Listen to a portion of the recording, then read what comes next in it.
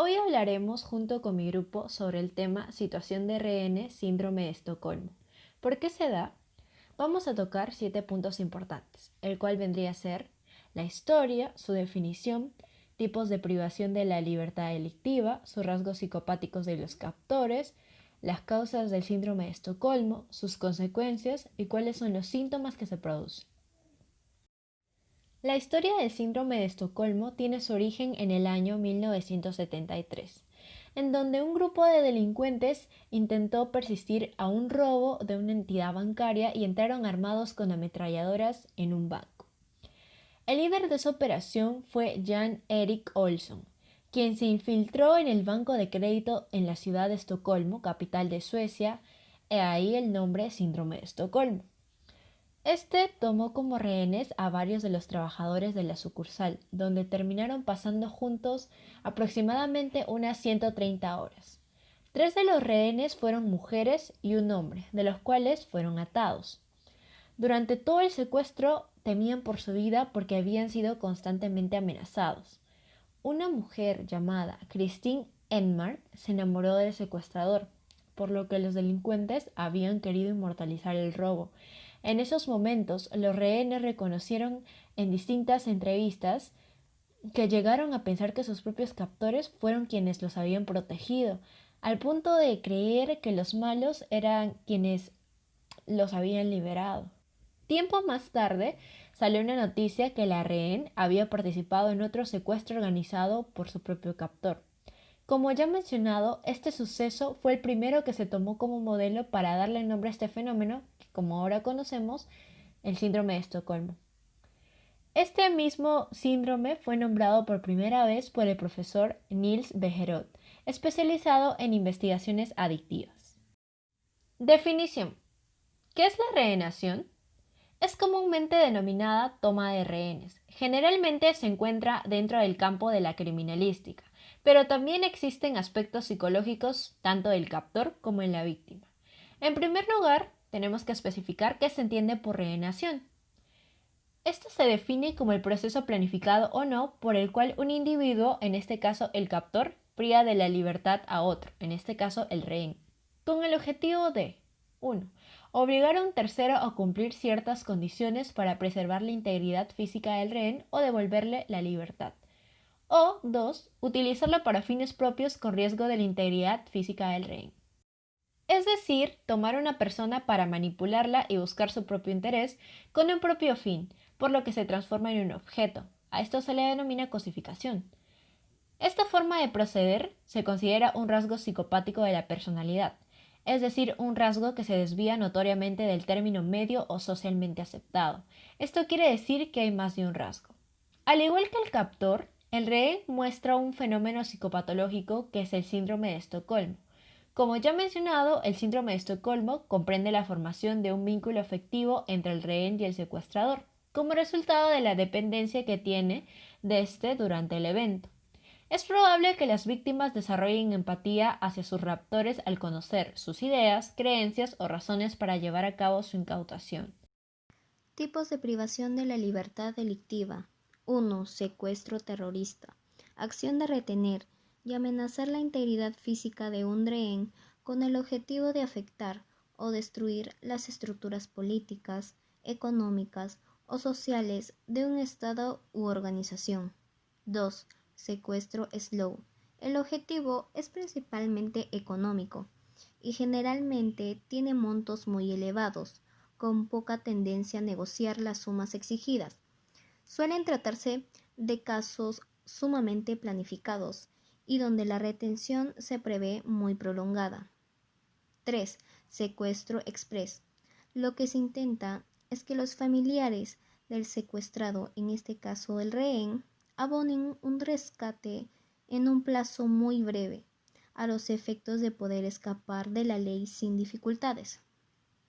Esta modalidad actual dura el tiempo necesario para poder acceder a una cuenta bancaria a través de un cajero electrónico. Aquí el rehén se encuentra en continuo movimiento, a diferencia del secuestro slow, donde existe un lugar específicamente adecuado para sostener por largo espacio de tiempo esta privación de la libertad. 4. Reenación no planificada. Esta se sucede a un delito, generalmente robo, en forma no planificada, a consecuencia de un imprevisto y como reacción al accionar policial. Rasgos psicopáticos de los captores. 1. Locuacidad y encanto superficial. Si el periodo de privación de la libertad es significativo o considera que resulta necesario, pueden poner en juego una asombrosa facilidad de palabra o capacidad de convencimiento, deslumbrando a sus víctimas. 2. Autovaloración exageradamente alta, arrogancia. Casi raya en la egolatría. Lo más importante en el mundo es él por sobre todo el resto. 3. Ausencia total de remordimiento. Esta alteración de la personalidad es lo que les permite actuar sobre los rehenes sin culpa. 4. Ausencia de empatía en las relaciones personales. Este rasgo alterado es el que, en conjunto con lo anterior, permite la presentificación de la cosificación. Así, al no sentirse efectivamente nada, puede destruir a la cosa que representa el rehén para ellos. Esta falta de empatía también se presenta en lo que se refiere a las relaciones sociales y afectivas, y es bastante usual que carezcan de ellas. 5. Tenemos el rasgo de manipulación ajena con recurso frecuente de engaño.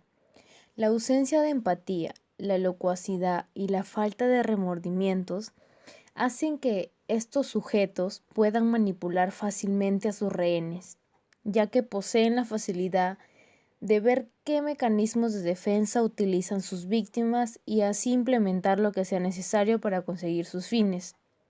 Esto tiene consecuencias en los rehenes, en lo que veremos después como síndrome de Estocolmo. 6. Tenemos la conducta antisocial en la vida adulta. La autovaloración alta y el sentimiento de omnipotencia que presentan los lleva a transgredir las normas sociales sin que exista culpa o conflicto subjetivo alguno por ello. 7. Impulsividad.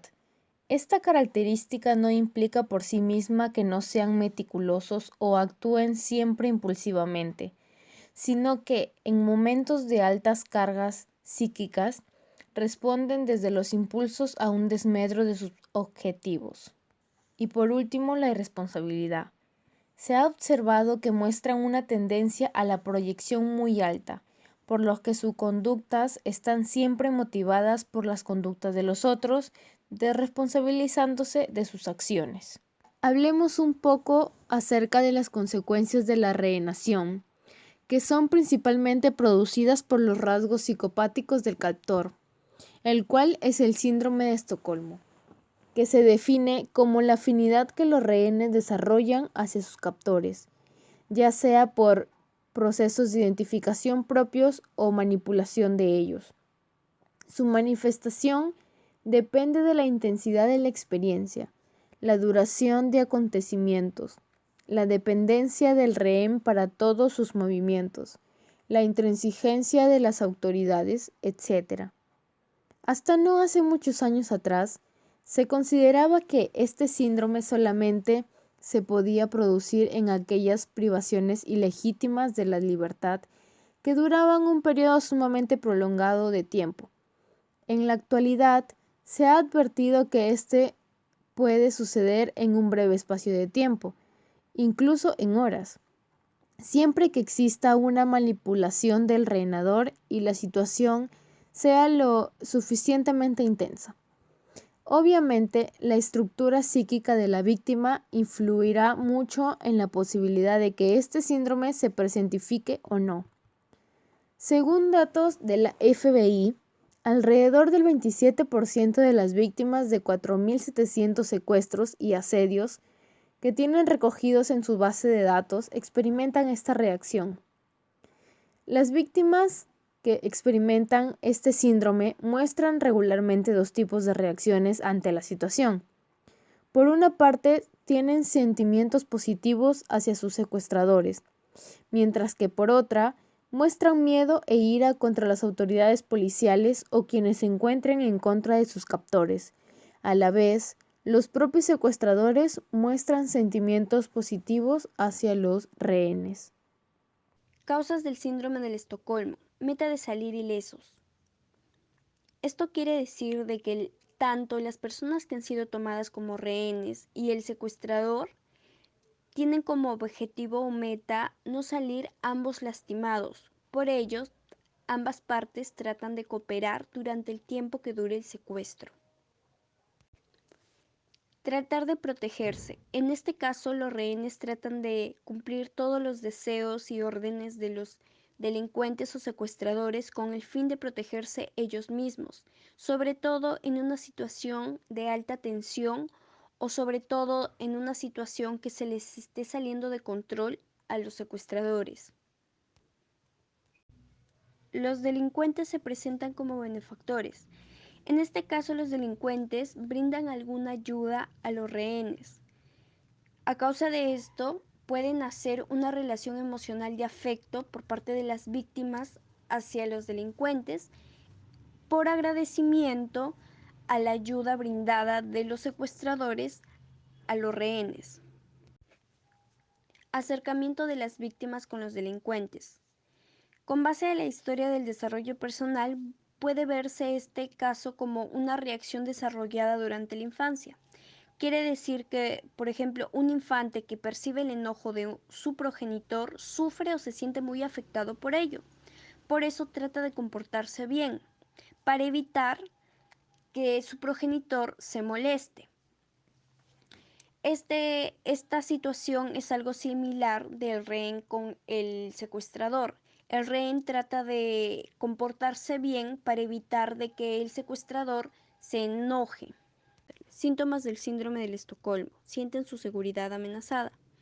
En este caso, las personas o rehenes sienten que no están seguras al encontrarse en manos de los secuestradores, lo cual también va de la mano con otra que plantea la sensación de no poder escapar de dicha situación.